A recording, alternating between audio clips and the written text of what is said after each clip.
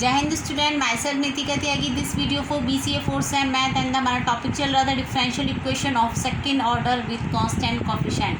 हमने previous video में काफ़ी सारी चीज़ सीख ली थी। प्रीवियस वीडियो में हमने पर्टिकुलर इंटीग्रल्स निकालना सीखा था। अगर हमारा क्यू की जगह क्यू में हमारा ई के फंक्शंस में गिवन है हमारा। अब हम जो सीखते हैं, अगर हमारे पास पी जो क्यू की जगह हमारा साइन AX साइन या कॉस के रूप में होगा। जो साइन का है सेम वही चीज़ हमारी कॉस के लिए होती है, बस साइन की जगह कॉस आ जाता है। हमारे पास अगर दिया हुआ है FD²D, यानी D² का मतलब क्या है यहाँ पे भाई, हमारे पास जो इक्वेशन गिवन होगी, डिफरेंशियल इक्वेशन गिवन होगी, वो स्क्वायर के रूप में भी होगी, क्यूब के रूप में भी होगी। तो हमने यहाँ लिखा है D²D, यानी कि हमें यहाँ पे D² की ज़रूरत पड़ती है। कैसे वो हम क्वेश्चन से समझेंगे। FD²D y equals to sine AX हो या कॉस AX हो, तब हम जो अपना PI निकालते हैं वो हम निकालते हैं साइन AX अपॉन FD² या D। इट मीन्स यानी कि जो PI हमारा है sine AX upon F-A² F-A² does not equal to 0। यही चीज़ कॉस के लिए ही होती है। साइन की जगह सिर्फ क्या आता है कॉस AX अपॉन FD² या D, एंड जो PI निकलता है वो ये होता है cos AX upon F-A² D।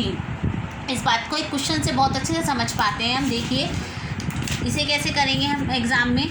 हमें पास क्वेश्चन दिया हुआ होगा D² y x माइनस के 8 प्लस के 9y इजिकल्स टू 40 साइन 5x। तो हमारा यहाँ पे क्यू किस रूप में गिवन है, साइन के रूप में, साइन 5x के रूप में। अब जब ये साइन के रूप में है तो हमें क्या करना है, the given differential equation is written as D² minus का 8D प्लस के 9 bracket close y equals to 40 sine 5x। Then the auxiliary equation of the given differential equation m² minus के 8m प्लस के 9 equals to 0। तो m equals to हमारा आता है 4 plus minus √7।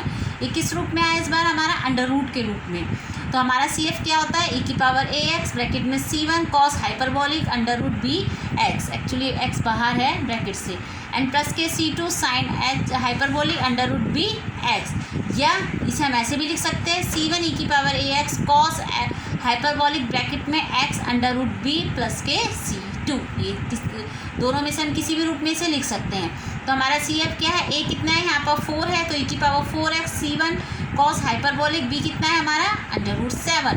तो b कितना है हमारा 7, तो √7x प्लस के C2 साइन हाइपरबोलिक √7x। या कई का एग्जाम में हम इसको तरीके से भी लिख सकते हैं, जैसे C1 e⁴x and cos hyperbolic bracket में x √7 प्लस के C2 ब्रैकेट क्लोज। तो CF फाइंड हो गया। अब हमें निकालना है PI।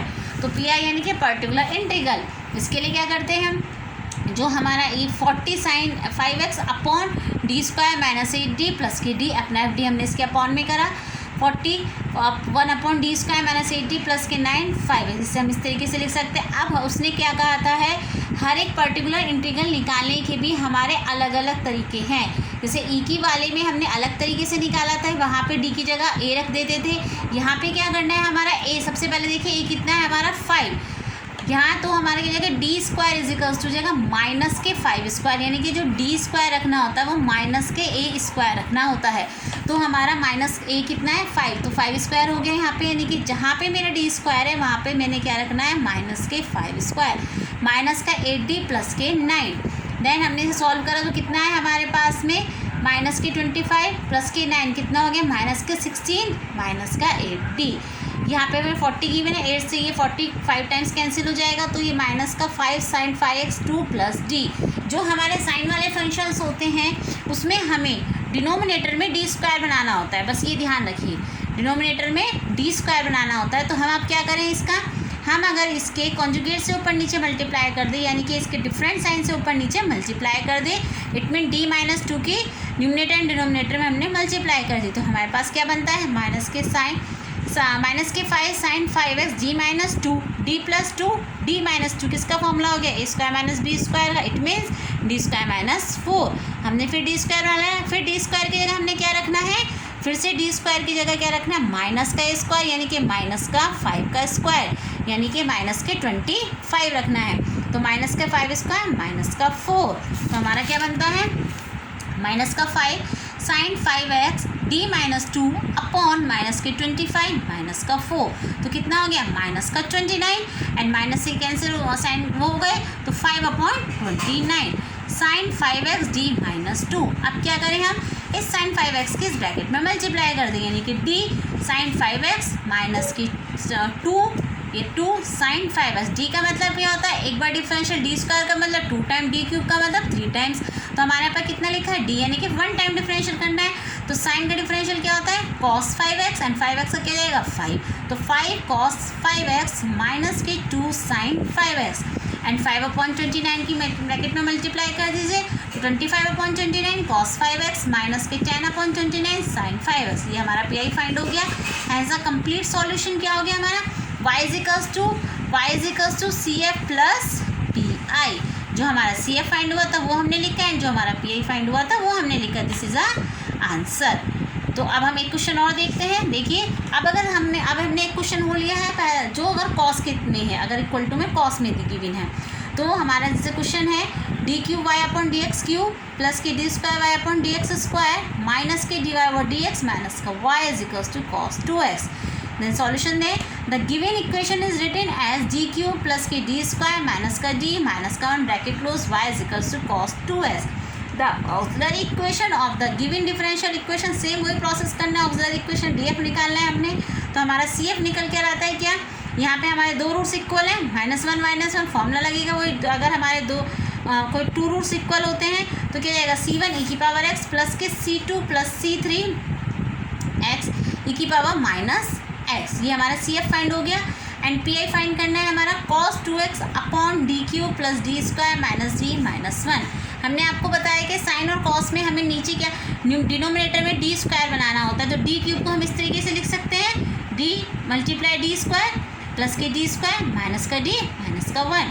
अब हमारा ए कितना गिवन है, यहाँ पर ये 2 गिवन है, ए कितना है हमारा 2, तो डी स्क्वायर की जगह क्या रखना है, माइनस का ए स्क्वायर, यानी कि क्या रखना है, माइनस का 4। अब जहाँ पर डी स्क्वायर था वहाँ पे हमने माइनस का 4 रखना है, तो क्या है, माइनस के 4d माइनस का 4 माइनस का d माइनस का 1। तो हमारा क्या बनता है, cos 2x अपॉन माइनस का 5d माइनस का 5। यहाँ से माइनस का 5 हम कॉमन ले लें तो क्या जाएगा, cos 2x upon d plus 1। हम हमेशा cos या साइन में, अगर cos और साइन होते हैं हमारे न्यूमिनेटर में, तो हमें यहाँ पे नीचे डिनोमिनेटर में डी स्क्वायर बनाना है। बस ये बात ध्यान रखनी है आपने। तो हमने क्या करना है, अब इसको d-1 से ऊपर नीचे मल्टीप्लाई कर देनी है। तो हमारे पास क्या जाएगा, cos 2x d-1 d plus 1 d-1 a square minus B square का फॉर्मूला बन गया, यानी डी स्क्वायर माइनस 1। अगेन फिर हम डी स्क्वायर की जगह क्या रख देंगे, माइनस का 4, तो माइनस का 4 माइनस का 1, तो कितना आ गया, माइनस का 5। एंड ये भी माइनस का 5 इधर था, तो कितना हो गया, 1/25।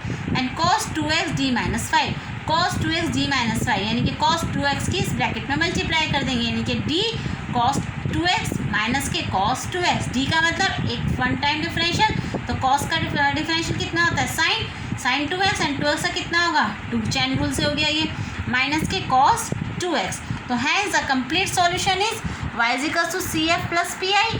एंड सी एफ कितना गिवन है हमारा, c1 e की पावर x प्लस के c2 प्लस के c3 x bracket close e की पावर माइनस x माइनस के पी आई कितना गिवन है, 2/25 साइन 2x माइनस के cos 2x upon 25। This is a answer. तो अगर हमारा q इक्वल्स टू में अगर हमारा साइन x या cos x के रूप में दिया होता है, तो इसमें हम पी आई इस तरीके से फाइंड करते हैं। तो हर एक को पी आई फाइंड करने के अलग अलग तरीके हैं, इसलिए आप इन्हें अच्छे से बार बार प्रैक्टिस करें, तो आपको ये जब भी लर्न होंगे। किसी को कोई प्रॉब्लम है तो कमेंट बॉक्स में डाल दीजिए, मेरे वीडियो को शेयर कीजिए, लाइक कीजिए, सब्सक्राइब कीजिए। नेक्स्ट वीडियो में अब हम वो करते हैं, अगर q इक्वल्स टू हमारा कोई अलजेब्रिक फंक्शन होता है तब हम उसे कैसे सॉल्व करते हैं। अलजेब्रिक फंक्शन मतलब x के रूप में है, या हमें x² प्लस है इस तरीके से हमें दे रखा है, तो हम उसे कैसे सॉल्व करेंगे वो हम नेक्स्ट वीडियो में देखेंगे। Thank you.